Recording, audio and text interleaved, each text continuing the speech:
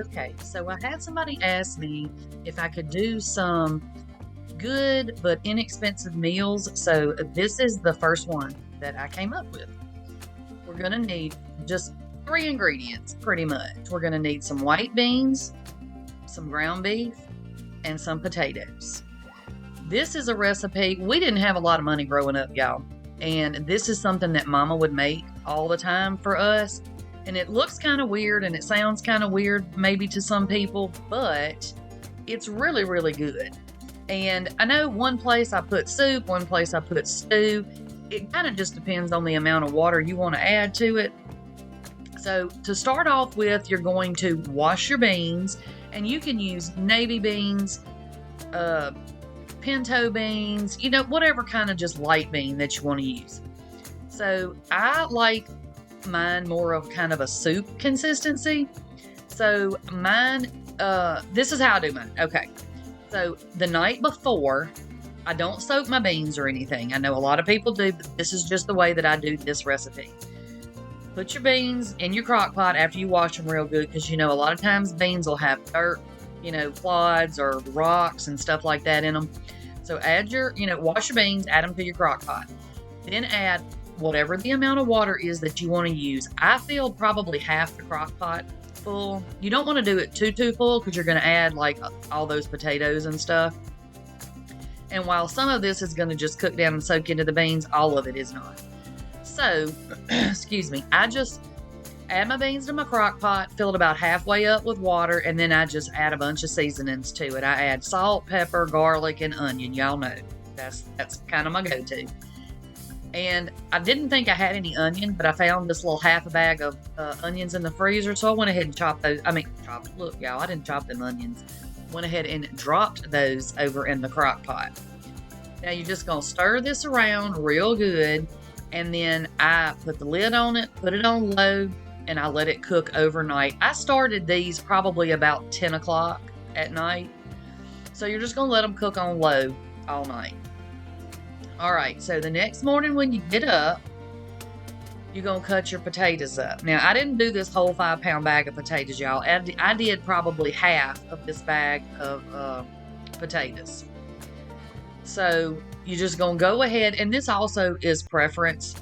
How many people you're feeding or whatever. This is going to make a huge crock pot full of food.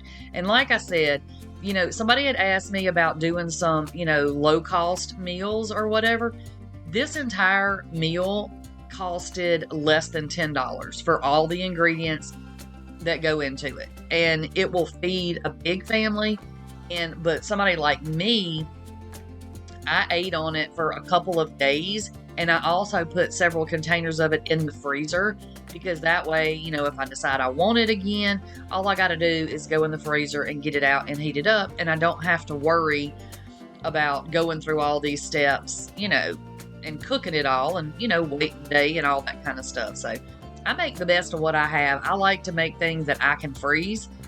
And that way, I'll have it whenever I want to eat it. So you're going to just peel your potatoes up. Now, if you wanted to leave the skins on your potatoes, I guess maybe you could. If you wanted to, I never have for this particular recipe. But, do what you like. So once you get your potatoes all peeled, you're going to wash them real good.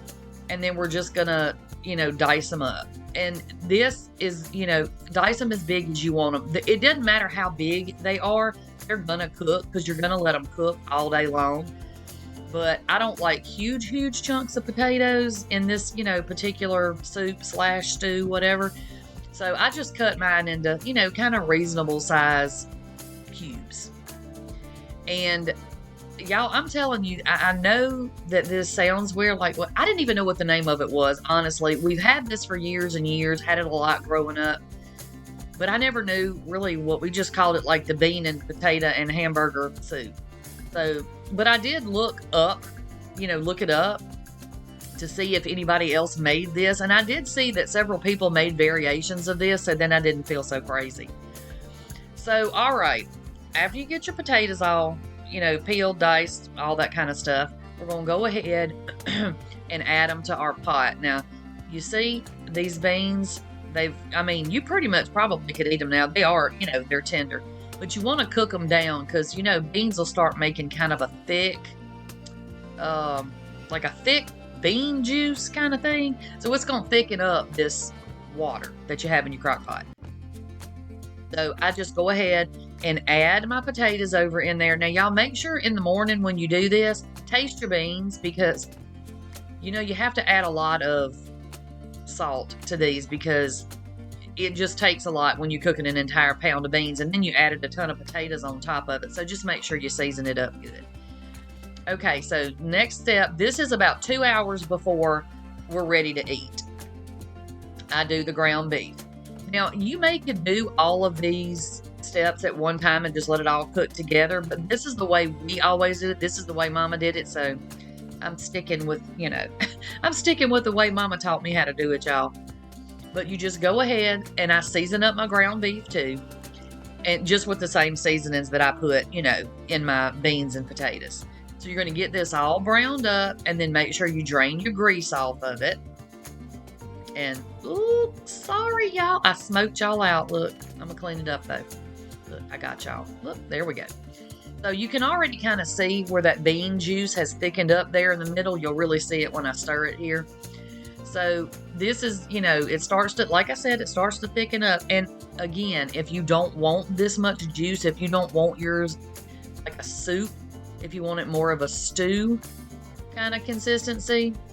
Now look, there we go. We got to taste them beans again, y'all. Make sure, don't add a ton of salt at the beginning because you can't take it back out. Just along the way, taste it. And if you need more seasoning, add it.